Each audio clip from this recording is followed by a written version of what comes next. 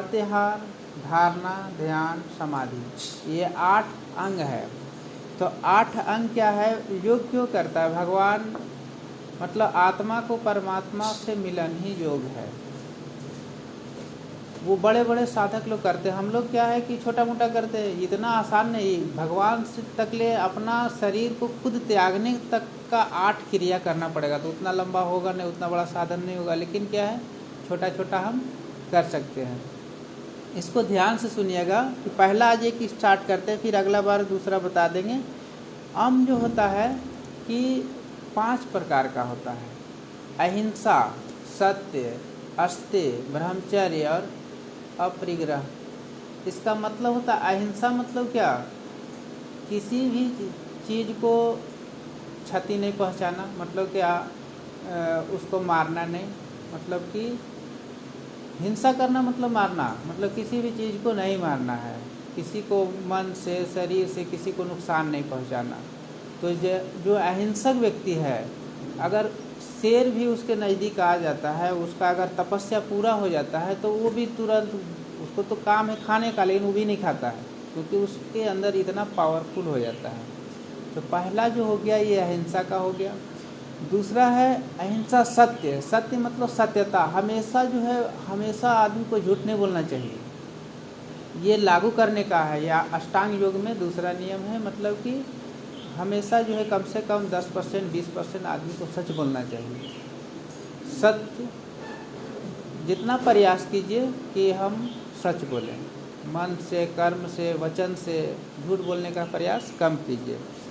अहिंसा, सत्य, अस्तेय। अस्तेय मतलब होता है, तीसरा मतलब चोरी करना। अस्तेय के मतलब होता है चोरी करना। तो हमेशा क्या है, चोरी करने का प्रयास मत कीजिए। चोरी मतलब क्या होता है कि आप सामान चोरी करते हैं, वही चोरी नहीं हुआ, मन से भी हुआ। किसी को आप झूठ बोल दिए, नहीं बोलना चाहते हैं, तो मन से हुआ। कर्म से, काम में चोरी करते हैं, तो ये सब मतलब क्या है, अस्तेय मतलब चोरी करना, ये भी नहीं करते। अगर इसका सिद्धि प्राप्त हो जाता है तो क्या कहा जाता है कि प्राकृतिक जो भगवान है वो बड़े बड़े, जहाँ पर आपका मतलब कि जवाहर हीरा का जो खदान है, जहाँ पर आपका पूरा संपत्ति का जगह है, वैसे जगह पर आपको ऑटोमेटिक अपने आप अनुभव हो जाएगा कि वहाँ पर ही है, और आपको लेने का मन नहीं करेगा ये सिद्धि होने पर। तो अहिंसा हो गया, सत्य हो गया, अस्तेय हो गया, और ब्रह्मचर्य। ब्रह्मचर्य का मतलब होता है कि अच्छे अच्छे बुकों को पढ़ना, जो भगवान का जो जिसमें चर्चा है वैसे किताब को पढ़ना। लेकिन क्या है, अधिकतर बोलता है कि हम ब्रह्मचर्य, शादी नहीं किए तो ब्रह्मचर्य है। वैसे नहीं, ब्रह्मचर्य का मूल कारण होता है कि वीर्य को संचित करना, मतलब जो उसका अंदर का जो है उसको रोक कर रखना। वीर्य मतलब क्या, जैसे जिससे बच्चा पैदा होता है, उसको आप अपने मन से उसको संचित कर लेते हैं, तभी ब्रह्मचर्य होता है। नहीं तो क्या है कि आप अगर आँख से देख रहे हैं, शादी तो नहीं किए, लेकिन आपका वीर्य त्याग रहे हैं, तो वो ब्रह्मचर्य नहीं हुआ। और जो इसका ब्रह्मचर्य का पालन होता है वो क्या है, इतना तपस्वी हो जाता है कि पूरा ब्रह्मांड को अपने अंदर में कर सकता है।